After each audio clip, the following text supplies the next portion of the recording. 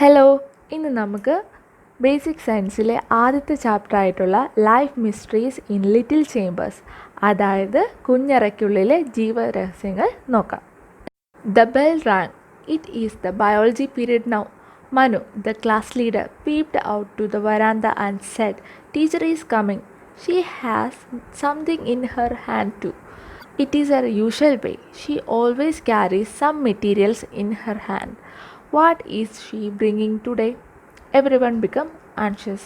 When the teacher entered the class, Rehana said in a loud voice, "I know it. Isn't it a microscope? And what is in your other hand, madam? I will tell you." The teacher placed the microscope on the table and gave the other materials to Veenu. "Madam, isn't it the root of plantain?" ബെല്ലടിച്ചു.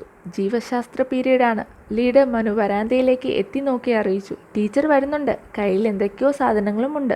Teacher അങ്ങനെയാണ്, എപ്പോഴും കയ്യിൽ എന്തെങ്കിലുമൊക്കെ സാമഗ്രികൾ കാണും. ഇന്ന് എന്തായിരിക്കും കൊണ്ടുവന്നത്? എല്ലാവർക്കും ആകാംക്ഷയായി.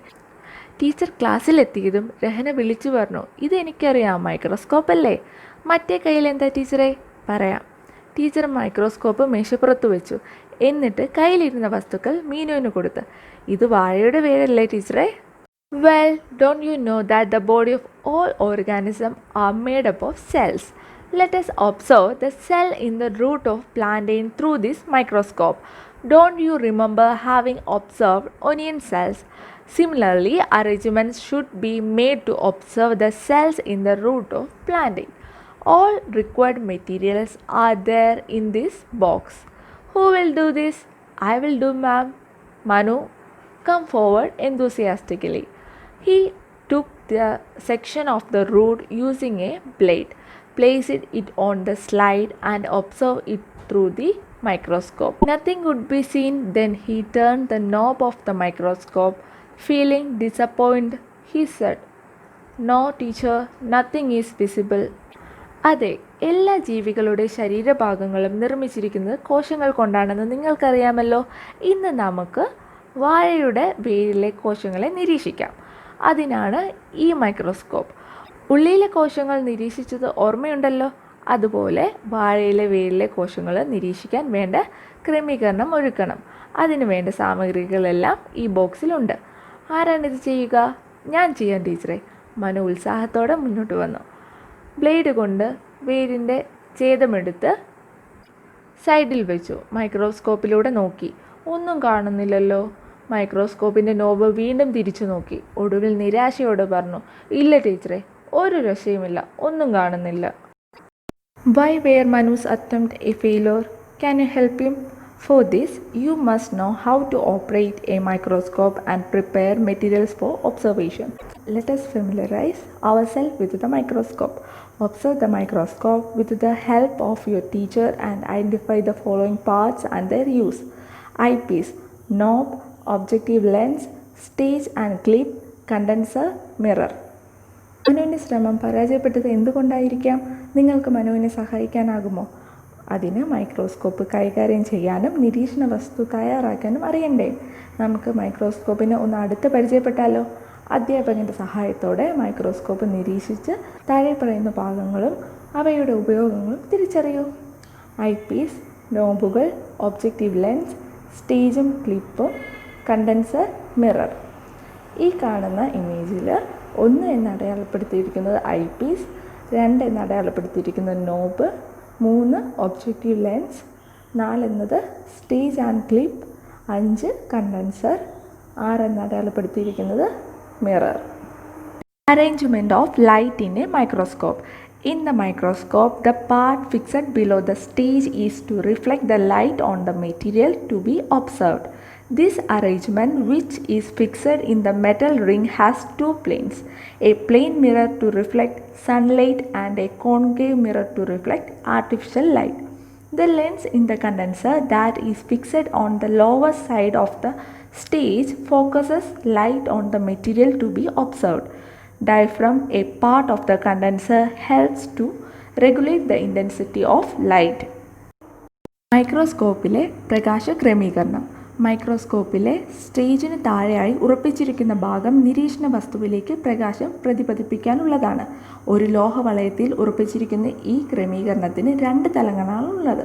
സൂര്യപ്രകാശം പ്രതിപതിപ്പിക്കാനുള്ള സമതല ദർപ്പണവും പ്ലെയിൻ മിറർ, കൃത്രിമ പ്രകാശം പ്രതിപതിപ്പിക്കാനുള്ള കോൺകേവ് ദർപ്പണവും കോൺകേവ് മിറർ. സ്റ്റേജിൻ്റെ അടിവശത്ത് ഉറപ്പിച്ചിരിക്കുന്ന കണ്ടൻസറിലെ ലെൻസ് പ്രകാശത്തെ നിരീക്ഷണ വസ്തുവിൽ കേന്ദ്രീകരിക്കുന്നു. കണ്ടൻസറിൻ്റെ ഭാഗമായ ഡയഫ്രം പ്രകാശ തീവ്രത ക്രമീകരിക്കാൻ സഹായിക്കുന്നു. Magnification power. The magnification power of objective lenses are marked as 10x and 45x. Such marking can be seen in eyepieces too. The magnification power of a microscope is the result of multiplying the numbers seen in the objective lenses and the eyepiece. ആവർത്തന ശേഷി. Objective ലെൻസുകളുടെ ആവർത്തന ശേഷി 10x 45x എന്നിങ്ങനെ രേഖപ്പെടുത്തിയിരിക്കുന്നു. I പീസുകളിലും ഇത്തരത്തിലുള്ള രേഖപ്പെടുത്തലുകൾ കാണാം. ഒബ്ജക്റ്റീവിലും I പീസുകളിലും സംഖ്യകളുടെ ഗുണനഫലമാണ് മൈക്രോസ്കോപ്പിൻ്റെ ആവർത്തന ശേഷി. Indicators. Why is mirror fixed in a microscope? Why do we use a slide made up of glass to place the material to be observed? Have you understood the basic concepts of a microscope? Accuracy is using a microscope can be attained only through practice. Learn to operate a microscope using the permanent slides available in your science lab. സൂചകങ്ങൾ. മൈക്രോസ്കോപ്പിൽ ദർപ്പണം ഘടിപ്പിച്ചിരിക്കുന്നത് എന്തിനാണ്? നിരീക്ഷണ വസ്തു വയ്ക്കാൻ glass കൊണ്ട് നിർമ്മിച്ച slide ഉപയോഗിച്ചിരിക്കുന്നത് എന്തുകൊണ്ട്? മൈക്രോസ്കോപ്പിനെ സംബന്ധിച്ച അടിസ്ഥാന വസ്തുക്കൾ മനസ്സിലാക്കിയല്ലോ. പരീക്ഷണത്തിലൂടെ മാത്രമേ മൈക്രോസ്കോപ്പ് ഉപയോഗിക്കുന്നതിൽ കൃത്യത കൈവരിക്കാനാകൂ. നിങ്ങളുടെ സയൻസ് ലാബിൽ ലഭ്യമായ പെർമനൻറ്റ് സ്ലൈഡുകൾ ഉപയോഗിച്ച് മൈക്രോസ്കോപ്പ് ക്രമീകരിക്കാൻ പഠിക്കൂ. Let us prepare the observation material. Preparation of observation material requires much accuracy and patience. Observe the illustration that shows the stages for the preparation of the slide to observe plant cells. Then prepare a slide by taking the cross section of the root of plantain. നിരീക്ഷണ വസ്തു തയ്യാറാക്കാം. നിരീക്ഷണ വസ്തു തയ്യാറാക്കാൻ സൂക്ഷ്മതയും ക്ഷമയും ഏറെ ആവശ്യമുള്ള പ്രവർത്തനമാണ്. സസ്യകോശങ്ങൾ നിരീക്ഷിക്കാൻ സ്ലൈഡ് തയ്യാറാക്കാനുള്ള ഘട്ടങ്ങൾ ചിത്രത്തിൽ നൽകിയത് നോക്കൂ. ഇപ്രകാരം വാഴയുടെ വേരിൻ്റെ കുറുകെയുള്ള ഛേദമെടുത്ത് ക്രോസ് സെക്ഷൻ സ്ലൈഡുകൾ തയ്യാറാക്കൂ. Preparation of observation material. Stage 1. Put the material to be observed in the petri dish containing water to prevent dehydration. Stage 2. Take thin cross section of the material to be observed. Stage 3. With the brush, shift the section to a washed glass containing water. Stage 4. Put the thinnest and complete sections to a washed glass containing stain. Stage 5. Add 1 or 2 drops of glycerin to the slide to prevent drying up of the material. Stage 6. Wash the stain section in clean water and place it in the glycerin on the slide. Stage 7. Place a cover glass over the material using a needle in such a way that air bubbles do not pass. Stage 8. Wipe out the excess glycerin using tissue paper. നിരീക്ഷണ വസ്തു തയ്യാറാക്കൽ. ഘട്ടം 1. നിരീക്ഷിക്കാനുള്ള വസ്തുവിലെ ജലാംശം നഷ്ടപ്പെടാതിരിക്കാൻ Petri ഡിഷിലെ ജലത്തിൽ ഇടുക. ഘട്ടം 2. നിരീക്ഷിക്കാനുള്ള വസ്തുവിൻ്റെ കുറുകെയുള്ള നേർത്ത ഛേദങ്ങൾ എടുക്കുക. ഘട്ടം 3. ഛേദങ്ങൾ ബ്രഷ് ഉപയോഗിച്ച് വാഷ് ഗ്ലാസ്സിലെ ജലത്തിലേക്ക് മാറ്റുക. ഘട്ടം 4. ഏറ്റവും കട്ടി കുറഞ്ഞതും പൂർണ്ണവുമായിട്ടുള്ള ഛേദങ്ങളെ മറ്റൊരു വാഷ് ഗ്ലാസ്സിൽ എടുത്തിട്ടുള്ള സ്റ്റെയിനിൽ ഇടുക. ഘട്ടം 5. നിരീക്ഷണ വസ്തു ഉണങ്ങിപ്പോകാതിരിക്കാനായി 1-2 തുള്ളി ഗ്ലിസറിൻ സ്ലൈഡിൽ ഇറ്റിക്കുക. ഘട്ടം 6. നിറം പിടിച്ച ഛേദത്തെ ശുദ്ധജലത്തിൽ കഴുകിയ ശേഷം സ്ലൈഡിലെ ഗ്ലിസറിനിൽ വയ്ക്കുക. ഘട്ടം 7. വായുകുമിളകൾ കടക്കാത്ത വിധം നീഡിലിൻ്റെ സഹായത്തിൽ കവർ ഗ്ലാസ് കൊണ്ട് മൂടുക. ഘട്ടം 8. അധികമായുള്ള ഗ്ലിസറിൻ ടിഷ്യൂ പേപ്പർ കൊണ്ട് തുടച്ചു മാറ്റുക. Observe the slide you have prepared through a microscope. Try to understand the difference in the magnification when lens 10x and 45x are used. നിങ്ങൾ തയ്യാറാക്കിയ സ്ലൈഡ് മൈക്രോസ്കോപ്പിൽ വെച്ച് നിരീക്ഷിക്കൂ. മൈക്രോസ്കോപ്പിൻ്റെ 10x 45x ലെൻസുകൾ ഉപയോഗിക്കുമ്പോൾ ആവർത്തനത്തിൽ ഉണ്ടാകുന്ന വ്യത്യാസം മനസ്സിലാക്കും. Discovering the cell. Robert hook was the first scientist who observed cells with the help of a simple microscope. He observed the section of cork through a microscope and called the tiny chamber seen in the section cell. Study of cell is an extensive branch of science which is rapidly developing nowadays. It is known as cell biology. Remarkably finding the paved way for the development of cell microbiology were made in the middle of 19th century. കോശത്തെ കണ്ടെത്തുക. ലളിതമായ ഒരു മൈക്രോസ്കോപ്പിൻ്റെ സഹായത്തിൽ ആദ്യമായി കോശങ്ങളെ നിരീക്ഷിച്ചത് Robert hook എന്ന ശാസ്ത്രജ്ഞനാണ്. കോർക്കിൻ്റെ ഛേദം മൈക്രോസ്കോപ്പിലൂടെ നിരീക്ഷിച്ചപ്പോൾ കണ്ട ചെറിയ അറകളെ അദ്ദേഹം സെൽ എന്ന് വിശേഷിപ്പിച്ചു. ഇന്ന് സന്ദരം വികസിച്ചുകൊണ്ടിരിക്കുന്ന ശാസ്ത്രശാഖയാണ് കോശപഠനം.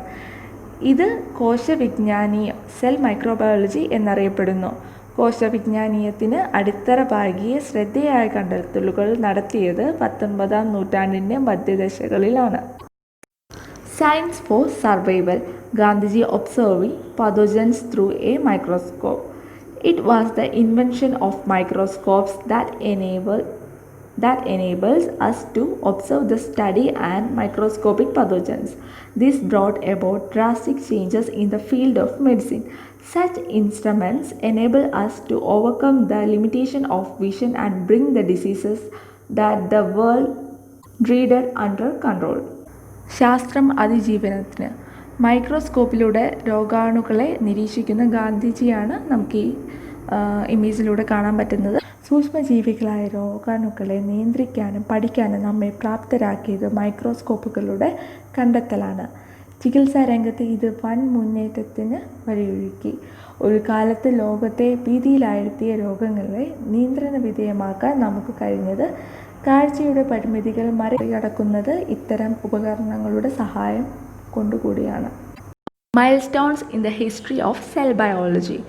In 1831, Robert Brown discovered the center of the cell and named it the nucleus. M.J. Schleiden in 1838 found out that the body of the plant is made up of cells. Theodor Schwann found out that the body of an animal is made up of cells in 1839. Rudolf Virchow in 1858 observed dividing cells and interfered that new cells arise only from the existing cells. കോശവിജ്ഞാനീയ ചരിത്രത്തിലെ നാഴികക്കല്ലുകൾ. 1831 Robert brown കോശകേന്ദ്രം കണ്ടെത്തി. അതിനെ nucleus എന്ന് വിളിച്ചു. 1838 M.J. Schleiden സസ്യശരീരം കോശങ്ങളാൽ നിർമ്മിതമാണെന്ന് കണ്ടെത്തി. 1839 Theodore Schwann ജന്തുശരീരം കോശങ്ങളാൽ നിർമ്മിതമാണെന്ന് കണ്ടെത്തി. 1858 Rudolf Virchow വിഭജിക്കുന്ന കോശങ്ങളെ നിരീക്ഷിച്ചു. നിലവിലുള്ള കോശങ്ങളിൽ നിന്ന് മാത്രമാണ് പുതിയവ ഉണ്ടാകുന്നത് എന്ന് നിഗമനം രൂപീകരിച്ചു. Cell theory. The cell theory was formulated by M.J. Schleiden and Theodor Schwann, summarizing the findings of various scientists. It put forward two main concepts. One, the body of all organisms is made up of cells. Second, cells are the structural and functional units of organisms. കോശസിദ്ധാന്തം. വിവിധ ശാസ്ത്രജ്ഞരുടെ കണ്ടെത്തലുകളുടെ സാരാംശം ഉൾച്ചേർത്തുകൊണ്ട് M.J. ശ്ലീഡനും Theodore ഷ്വാനും ചേർന്ന് രൂപപ്പെടുത്തിയ സിദ്ധാന്തമാണ് കോശസിദ്ധാന്തം അഥവാ cell theory. രണ്ട് മുഖ്യ ആശയങ്ങളാണ് കോശസിദ്ധാന്തം മുന്നോട്ട് വച്ചത്.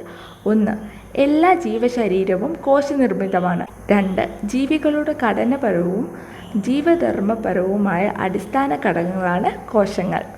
What are the functions performed by the cells? Observe the illustration.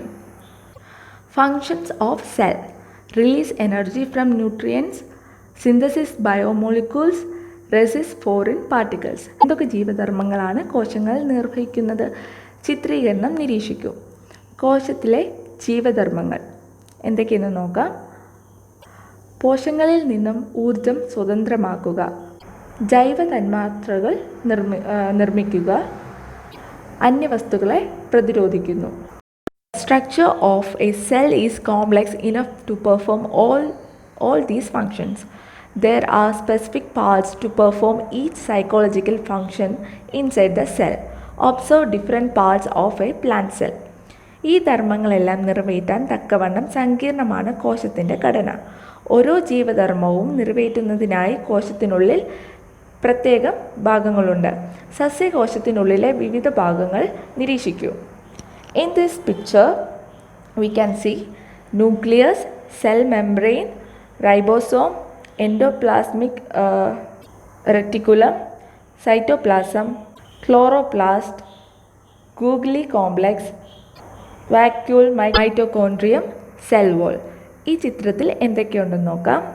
മർമ്മം, കോശസ്തരം, റൈബോസോം, എൻഡോപ്ലാസ്മിക് റെറ്റിക്കുലം, കോശദ്രവം, ഹരിതകണം, Golgi complex, venom, mitochondrion, കോശഭിത്തി, protoplasm and cytoplasm. All the substances inside the cell membrane constitute the protoplasm. Cytoplasm is the part of the protoplasm excluding the nucleus. All factors required for life activities are present in the cytoplasm. Cell organelles are the specific parts seen in the cytoplasm to perform psychological functions. ജീവദ്രവ്യവും കോശദ്രവ്യവും. കോശസ്തരത്തിനുള്ളിലെ എല്ലാ പദാർത്ഥങ്ങളെയും ചേർത്ത് ജീവദ്രവ്യം അതായത് protoplasm എന്ന് പറയുന്നു. ജീവദ്രവ്യത്തിൽ മർമ്മം ഒഴികെയുള്ള ഭാഗത്തെ കോശദ്രവ്യം അതായത് cytoplasm എന്ന് പറയുന്നു. ജീവൽ പ്രവർത്തനങ്ങൾക്കാവശ്യമായ എല്ലാ ഘടകങ്ങളും കോശദ്രവ്യത്തിൽ അടങ്ങിയിട്ടുണ്ട്. ജീവധർമ്മങ്ങളുടെ നിർവഹണത്തിനായി കോശദ്രവ്യത്തിൽ കാണപ്പെടുന്ന സവിശേഷ ഘടകമാണ് കോശാംഗങ്ങൾ അഥവാ cell organelles. Mitochondrium, power house of the cell, helps in the production and storage of energy. Abundantly seen in the cells of liver, brain and muscles where energy is required is high. മൈറ്റോകോൺഡ്രിയം കോശത്തിൻ്റെ ഊർജ്ജനിലയം. ഊർജ്ജ നിർമ്മാണത്തിന് സംഭരണത്തിനും സഹായിക്കുന്നു. ഊർജ്ജം ആവശ്യം കൂടുതലുള്ള കരൾ, തലച്ചോർ, പേശികൾ എന്നിവയിലെ കോശങ്ങളിൽ കൂടുതലായി കാണപ്പെടുന്നു. Endoplasmic reticulum, the passage in the cell. Conduction of the material inside the cell takes place through this organelle, also known as cytoskeleton, as it provides firmness and shape to the cell. Endoplasmic reticulum, കോശത്തിനുള്ളിലെ സഞ്ചാരപാത. കോശത്തിനുള്ളിൽ പദാർത്ഥ സംവഹനം നടക്കുന്നത് ഇതിലൂടെയാണ്. കോശത്തിന് ദൃഢതയും ആകൃതിയും നൽകുന്നതിനാൽ കോശസ്ഥിതികൂടം എന്നറിയപ്പെടുന്നു. Ribosome, centre of the protein synthesis in the cell, seen either attached to the endoplasmic reticulum or free in the cytoplasm. Ribosome കോശത്തിൻ്റെ മാംസനിർമ്മാണ കേന്ദ്രം. Endoplasmic റെറ്റിക്കുലത്തിലോട് ചേർന്നോ കോശദ്രവ്യത്തിൽ സ്വതന്ത്രമായോ കാണപ്പെടുന്നു. Vacuole, covered by the characteristic membrane called tonoplast, store water, salt, excretory materials, etc. Vacuole tonoplast എന്ന സവിശേഷ സ്തരത്തിൽ ആവരണം ചെയ്യപ്പെട്ടിരിക്കുന്നു. ജലം, ലവണങ്ങൾ, വിസർജ്യ വസ്തുക്കൾ എന്നിവ സംഭരിക്കുന്നു. Golgi complex collects cell secretions like enzymes, hormones, mucus, etc. in small vesicles seen in plenty in glandular cells. Golgi complex രാസാംഗികൾ, ഹോർമോണുകൾ, എസ്മരാസം തുടങ്ങി കോശസ്രവങ്ങളെ ചെറു സസ്തരസഞ്ചികളിലേക്ക് ആക്കുന്നു. ഗ്രന്ഥികോശങ്ങളിൽ കൂടുതലായി കാണപ്പെടുന്നു. Stages of development. The development of cell biology is the result of the growth in the field of research of microscopes. A compound microscope magnifies an object only 2000 times maximum its size. Electron microscopes utilize electron instead of a light source. With the emergence of the electron microscope, which magnifies objects millions times, clearly we got a thorough understanding of microscopic cell organelles. വളർച്ചയുടെ പടവുകൾ. കോശവിജ്ഞാനത്തിൻ്റെ വളർച്ച മൈക്രോസ്കോപ്പുകളുടെ ഗവേഷണ രംഗത്തുണ്ടായ വളർച്ചയുടെ ഫലമാണ് എന്ന് പറയാം. സാധാരണ മൈക്രോസ്കോപ്പുകൾക്ക് വസ്തുക്കളെ പരമാവധി 2000 മടങ്ങ് മാത്രമേ വലുതാക്കാൻ കഴിയൂ. പ്രകാശ സ്രോതസ്സുകൾക്ക് പകരം ഇലക്ട്രോണുകളെ ഉപയോഗപ്പെടുത്തുന്നതാണ് ഇലക്ട്രോൺ മൈക്രോസ്കോപ്പുകൾ. വസ്തുക്കളെ വ്യക്തതയോടെ അനേക ലക്ഷം മടങ്ങ് വലുപ്പത്തിൽ കാണാൻ കഴിയുന്ന ഇലക്ട്രോൺ മൈക്രോസ്കോപ്പുകളുടെ ആവിർഭാവത്തോടെയാണ് കോശത്തിനുള്ളിലെ സൂക്ഷ്മഘടകങ്ങളായ കോശങ്ങളെക്കുറിച്ച് നമുക്ക് വ്യക്തമായ ധാരണ ലഭിച്ചത്.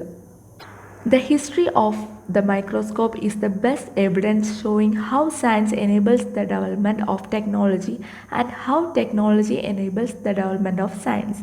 It would be very interesting to collect information and pictures of various microscopes, from the simple microscope that developed Robert Hooke to observe tiny chambers of life to the advanced microscope that enables us to understand the secrets of life within these tiny chambers.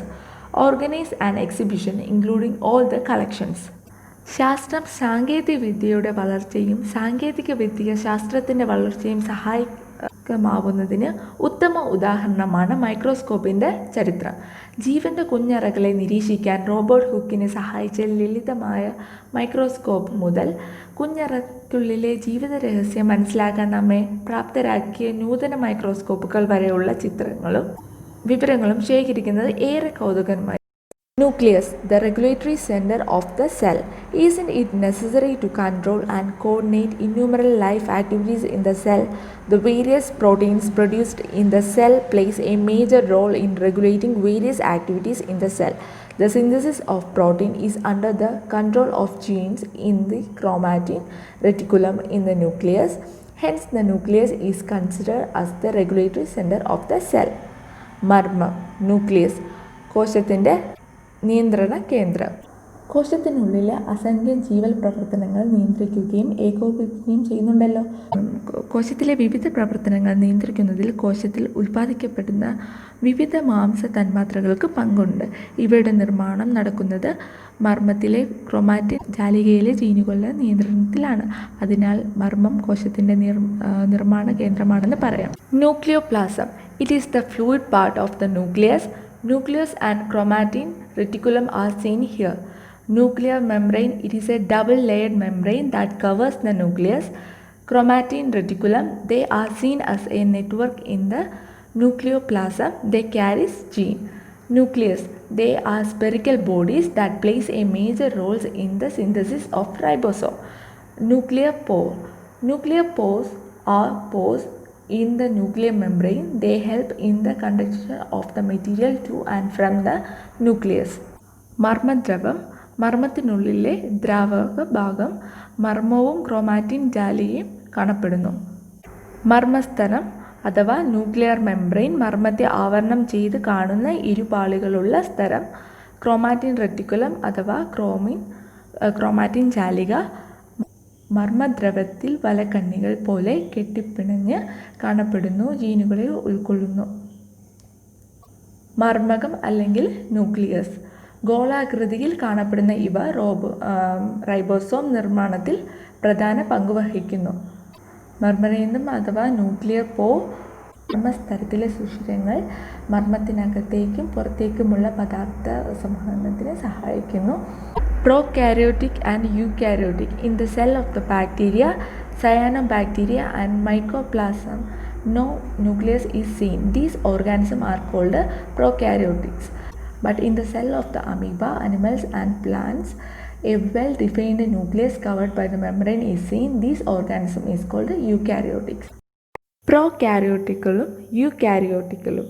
Bacteria, cyanobacteria, mycoplasma തുടങ്ങിയ കോശത്തിൽ മർമ്മം കാണപ്പെടുന്നില്ല. ഇത്തരം ജീവികളെ പ്രോകാരിയോട്ടുകൾ എന്നറിയപ്പെടുന്നു. എന്നാൽ amoeba, ജന്തുക്കൾ, സസ്യങ്ങൾ എന്നിവയുടെ കോശങ്ങളിൽ സ്തരത്താൽ ആവരണം ചെയ്യപ്പെട്ട വ്യക്തമായ മർമ്മം കാണപ്പെടുന്നു.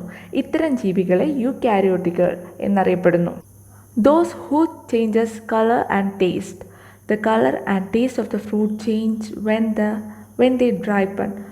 What may be the reason for this? നിറവും രുചിയും മാറുന്നവ. പഴുക്കുമ്പോൾ ഫലങ്ങളുടെ നിറവും രുചിയും മാറുന്നു. എന്തുകൊണ്ടാവാം? Plastids are the cell organelles that are exclusively found in plant cells. They are of three kinds, namely chromoplast, chloroplast, and leucoplast. You know that photosynthesis is performed by chloroplast. Chromoplast imports color to flowers and fruits. Xanthophyll, yellow, keratin, yellowish orange, anthocyanin, red, purple, etc. are certain pigments in the chromoplast. Various ranges of these pigments import different colors to various parts of the plant. Leucoplasts are plastids having no specific color. Leucoplasts are seen in plenty in the cells where food materials are stored. As fruits ripen, chloroplast changes to chromoplast. Starch is converted to sugar. This is the secret behind the change in the color and the taste of the fruit. സസ്യകോശങ്ങളിൽ മാത്രം കാണപ്പെടുന്ന കോശാംഗങ്ങളാണ് ജൈവകണങ്ങൾ. ഇവ 3 തരമുണ്ട്: വർണ്ണകണം, ഹരിതകണം, ശ്വേതകണം. പ്രകാശ സംശ്ലേഷണം നിർവഹിക്കുന്നത് ഹരിതകണമാണെന്ന് നിങ്ങൾക്കറിയാമല്ലോ. വർണ്ണകണങ്ങളാണ് പൂക്കൾ, ഫലങ്ങൾ എന്നിവയ്ക്ക് നിറം നൽകുന്നത്. വർണ്ണകണത്തിലെ ചില വർണ്ണങ്ങളാണ് സാന്തോഫിൽ മഞ്ഞ നിറം, കരാറ്റിൻ മഞ്ഞ കലർന്ന ഓറഞ്ച് നിറം, ആന്തോസൈനിൻ ചുവപ്പ്, പർപ്പിൾ നിറങ്ങൾ എന്നിവ. ഇവയ്ക്ക് ഏറ്റക്കുറച്ചിലുകൾക്ക് സസ്യഭാഗങ്ങൾക്ക് വിവിധ നിറങ്ങൾ നൽകുന്നത്. പ്രത്യേക നിറമില്ലാത്ത ജൈവകണങ്ങളാണ് ശ്വേതകണങ്ങൾ. ആഹാരവസ്തുക്കളുടെ സംഭരണം നടക്കുന്ന കോശങ്ങളിൽ ശ്വേതകണങ്ങൾ കൂടുതലായി കാണപ്പെടുന്നു. പാകമാക്കുന്നതിനനുസരിച്ച് ഫലങ്ങളിലെ ഹരിതകണങ്ങൾ വർണ്ണകണങ്ങളായി മാറുന്നു. അന്നജനം പഞ്ചസാരകളായി മാറുന്നു. ഇതാണ് പഴങ്ങളുടെ നിറമാറ്റത്തിനും രുചിമാറ്റത്തിനും പിന്നിലെ രഹസ്യം. Biomembranes. Don't we see that the cell has a membranous covering? This covering separates the cell from its adjacent cells. Not only the cells, but the nucleus and many of the cell's organelles also have membranous covering. These biomembranes regulates the exchange of materials between the cells and between the cell organelles and cytoplasm. These membranes are called selectively permeable membrane as they allow only the essential materials to pass. ജീവസ്തരങ്ങൾ. കോശത്തിന് ഒരു സ്തരാവരണമുണ്ടെന്ന് നിങ്ങൾ കണ്ടല്ലോ. ഈ ആവരണമാണ് കോശത്തെ സമീപ കോശങ്ങളിൽ നിന്നും വേർതിരിക്കുന്നത്. കോശത്തിന് മാത്രമല്ല, മർമ്മത്തിനും മിക്ക കോശങ്ങൾക്കും സ്തരാവരണമുണ്ട്. കോശങ്ങൾ തമ്മിലും കോശാംഗങ്ങളും കോശദ്രവ്യവും തമ്മിലുള്ള പദാർത്ഥ വിനിമയം നിയന്ത്രിക്കുന്നത് ജീവസ്തരങ്ങളാണ്. ആവശ്യമായ പദാർത്ഥങ്ങൾ മാത്രം കടത്തിവിടാനുള്ള ഈ വർണ്ണത്തെ സെലക്റ്റീവ്ലി പെർമിബിൾ മെംബ്രെയിൻ എന്നറിയപ്പെടുന്നു. Haven't you now learned about the cell organelles that perform different psychological function in the plant cell? Observe the illustration showing various cell organelles in the animal cell. In this picture we can see cell membrane, nucleus, endoplasmic reticulum, Golgi complex, lysosome, centrosome, ribosome, cytoplasm, mitochondrium. സസ്യകോശങ്ങളിൽ വിവിധ ജീവധർമ്മങ്ങൾ നിർവഹിക്കുന്ന കോശങ്ങളെ കുറിച്ച് മനസ്സിലായല്ലോ. ജന്തുകോശത്തിലുള്ള വിവിധ കോശങ്ങളെ ചിത്രീകരിക്കുന്നത് നിരീക്ഷിക്കും. ഈ ചിത്രത്തിൽ നമുക്ക് എന്തൊക്കെ കാണാം? കോശോസ്തരം, മർമ്മം, endoplasmic reticulum, Golgi complex, lysosome, centrosome, ribosome, കോശദ്രവ്യം, mitochondrium. Centrosome is the cell organelle that is found only in animal cells. The centrioles that play a major role in the cell division are seen in the centrosome. ജന്തുകോശത്തിൽ മാത്രം കാണപ്പെടുന്ന കോശാംഗമാണ് centrosome. കോശവിഭജനത്തിൽ പ്രധാന പങ്കുവഹിക്കുന്ന സെൻട്രിയോളുകൾ കാണപ്പെടുന്നത് സെൻട്രോസോമിലാണ്. Lysosome contain the digestive enzyme that are required for the destruction of foreign substance entering the cell. It is seen in animal cells. Lysosome കോശത്തിനുള്ളിൽ പ്രവേശിക്കുന്ന അന്യവസ്തുക്കളെ നശിപ്പിക്കാൻ വേണ്ട ദഹനരസങ്ങൾ digestive enzyme അടങ്ങിയിരിക്കുന്നു. ജന്തുകോശത്തിൽ കാണപ്പെടുന്നു. ഇതൊക്കെയാണ് life's mysteries in little chambers, അതായത് കുഞ്ഞറയ്ക്കുള്ളിലെ ജീവരഹസ്യങ്ങൾ എന്ന പാഠത്തിൽ ഉൾപ്പെട്ടിരിക്കുന്ന പ്രധാന ഭാഗങ്ങൾ. എല്ലാവർക്കും മനസ്സിലായെന്ന് വിശ്വസിക്കുന്നു. Thank you.